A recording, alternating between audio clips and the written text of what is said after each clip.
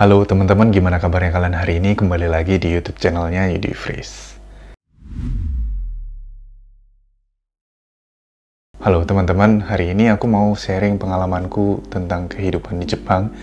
Dan khususnya aku pengen sharing tentang pengalamanku beli mobil di Jepang. Dan sebenarnya udah 2 bulan yang lalu. Jadi di akhir tahun 2021, di bulan Desember kemarin, aku puji Tuhan bisa beli mobil di Jepang dengan uang sendiri.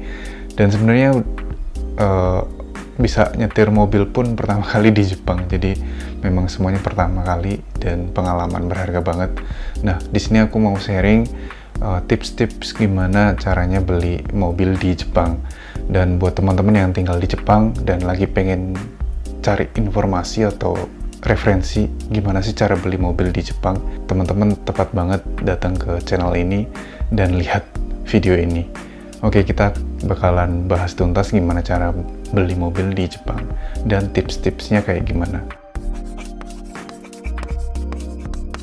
Oke teman-teman, sebelumnya aku mau sharing ke teman-teman semua tentang pengalamanku dulu. Kalau aku itu beli mobilnya memang karena kebutuhan untuk keluarga.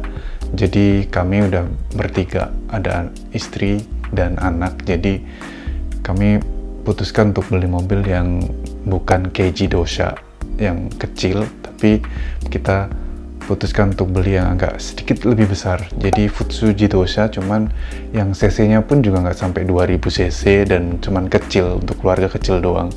Dan kami itu putuskan untuk beli Honda Freed Hybrid yang tahun 2012. Jadi tahun 2012 udah cukup lama. Kalau sekarang kan udah 2022 nih. Jadi 10 tahun yang lalu. Jadi memang udah mobil lama. Jadi lumayan murah. Dan ini Honda Freed Hybridnya itu juga lumayan bagus sih. Masih kondisinya cukup bagus. Lecet-lecetnya juga nggak terlalu banyak. Kemudian aku juga suka warna putihnya. Terus Honda Freed yang aku beli ini udah hybrid, juga power sliding doornya ada 2, jadi kanan kiri itu semuanya power sliding door. Terus dia juga punya monitor televisi yang di bagian belakang, jadi kalau anakku lagi perjalanan jauh sama istri bisa lihat nonton TV gitu di belakang.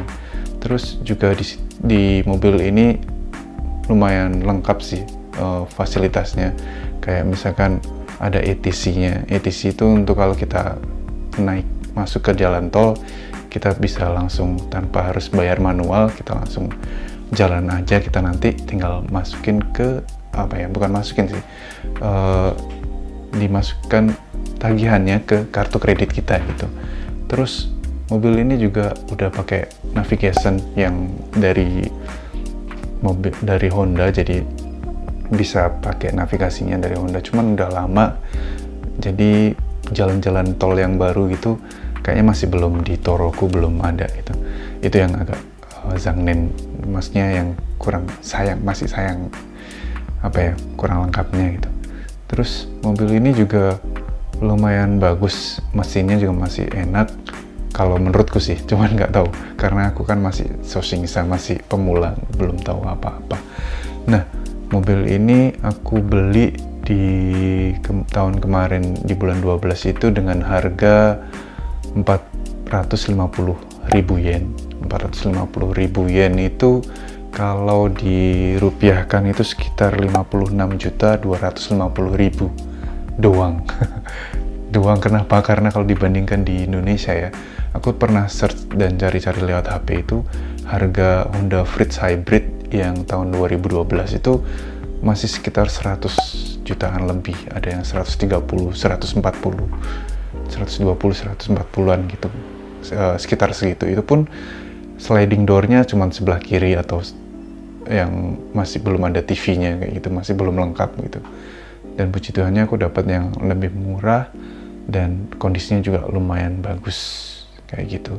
Oke, itu cerita sedikit tentang mobilku. Oh ya, dan mobil ini selain aku dapat harga yang cukup miring, 45 mang atau 450.000 yen, Kemudian dia juga udah masih ada sakengnya. Sakeng itu masih layak untuk jalan di jalanan, itu udah diperiksa gitu. Dia itu masih ada sampai 2023 bulan 6, jadi masih 1 tahun lebih waktu aku beli waktu itu. Jadi sakengnya masih panjang.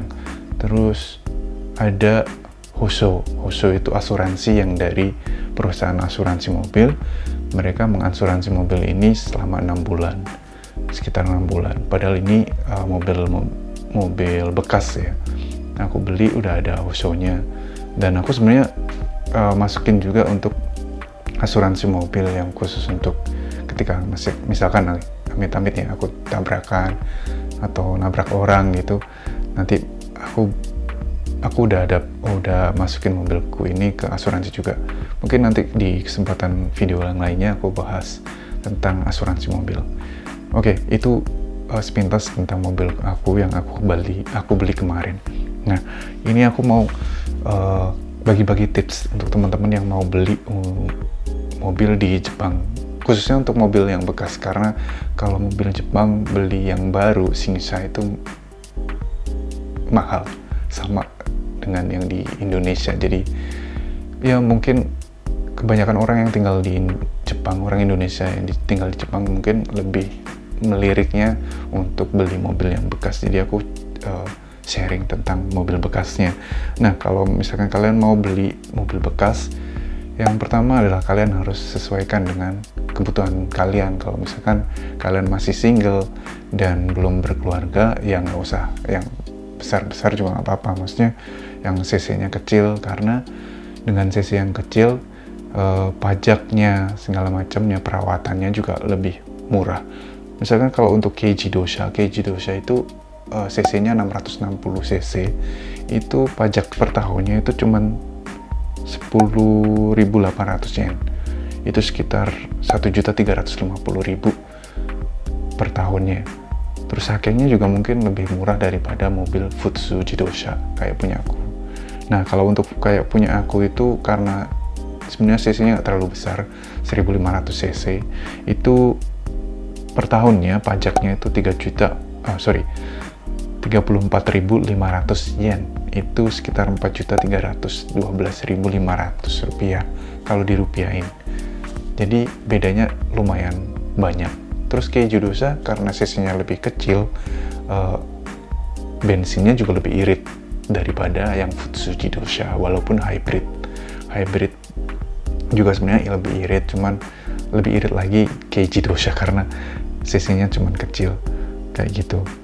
Dan kalau misalkan kalian berkeluarga, ya mau nggak mau kalian harus beli yang lebih besar untuk bawa keluarga. Itu kalau aku pernah tanya-tanya ke orang Jepang, kalau misalkan Keiji Dosha itu sering banget di jalan itu dijahilin sama pengguna mobil yang lain. Jadi karena kecil, kita tuh sering dijahilin, dianggap remeh gitu karena kalau kita naik Keiji Dosha.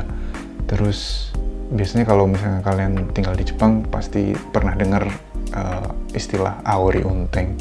Itu biasanya orang-orang jahilin mobil lain gitu dan nganggap remeh mobil lain. Misalkan kalau kalian pakai Keiji Dosha, frekuensinya bakalan lebih panjang gitu. Terus kalau perjalanan jauh pakai Keiji Dosha itu capek karena cc-nya kecil. Kalau mau naik tol pun dia jalannya nggak bisa kenceng, terus nggak bisa, kalaupun kenceng itu jadi nggak bisa stabil gitu, kayak gitu-gitu. Pertimbangannya antara Keiji Dosha atau Futsu Jidosha. Terus kalau misalkan kalian mau beli mobil, aku saranin cari mobilnya di platform-platform di internet juga bisa. Dan yang paling aku saranin itu ada 2 sih platform untuk jual beli mobil. Itu ada Car Sensor, itu kalau bahasa Inggrisnya Car Sensor, atau kalau bahasa Jepangnya Kasensa gitu. Atau ada satu lagi Guneto Chukosha. 2 itu kalian bisa pilih salah satu. Aku waktu itu carinya di Kasensa juga di Guneto. Cuman yang aku beli ini aku cari dapat dari Kasensa. Dan aku pernah langsung diajakin senpai langsung ke showroom dealer yang besar itu. Dan ternyata di situ mahal-mahal banget harganya.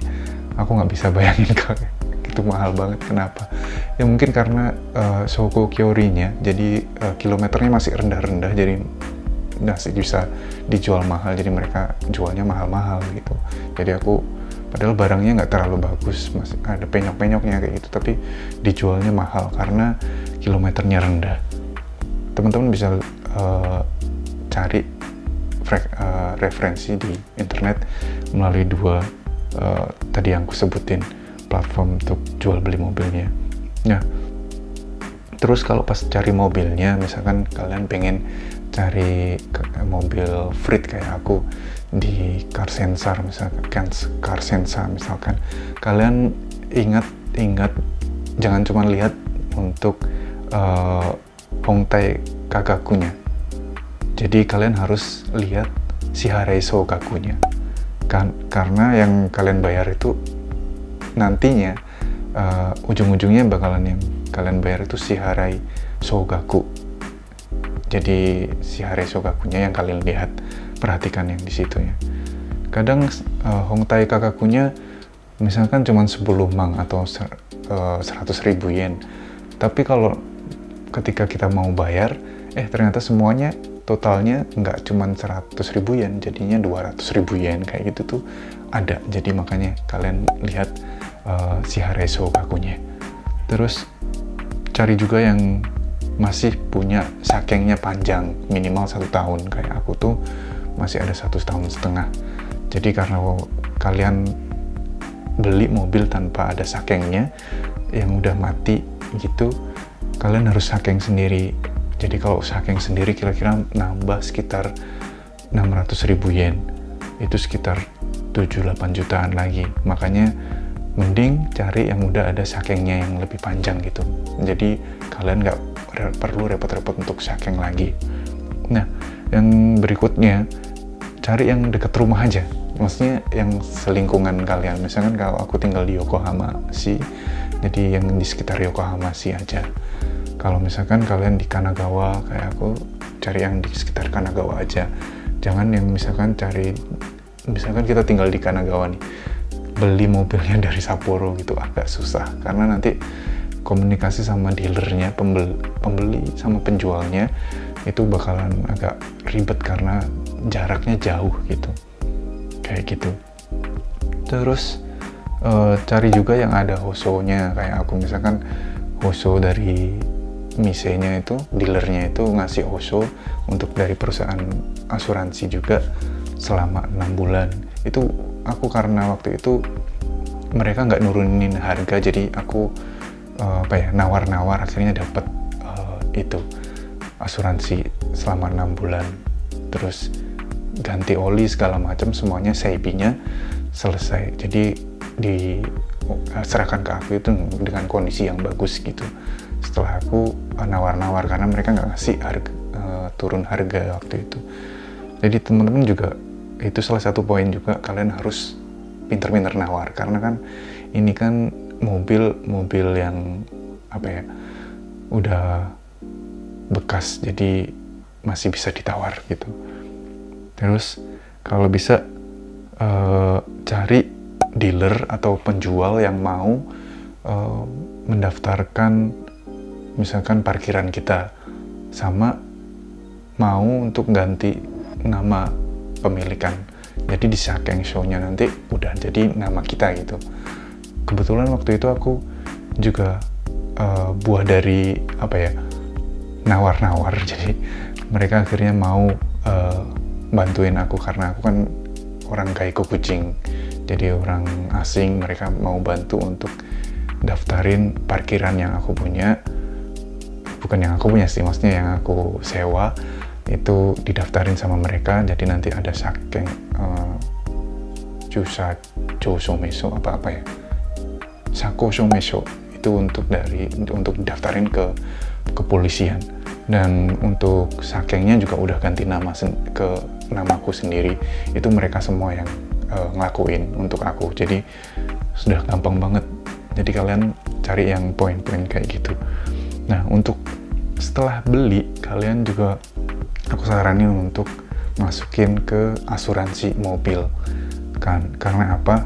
Nanti aku bahas di video berikutnya. Jadi itu tadi video poin-poin penting ketika kalian dan tips-tips ketika kalian mau beli mobil di Jepang. Semoga tips-tipsnya bermanfaat dan poin-poin pentingnya bisa jadi bahan referensi untuk kalian beli mobil di Jepang, dan semoga segera dapat mobil impian kalian di Jepang. Thank you udah nonton, dan jangan lupa kalau misalkan ada pertanyaan atau apapun bisa ketik di kolom komentar dan sharing ke teman-teman kalian semua, serta jangan lupa untuk subscribe channel ini karena aku bakalan bagi-bagiin tips-tips tentang kehidupan di Jepang dan juga tentang pekerjaan perawat di Jepang dan hal-hal lain menariknya tentang Jepang, bahkan juga tentang investasi di Jepang. Dan thank you banget udah nonton sampai habis, dan sampai jumpa di video berikutnya. Bye bye.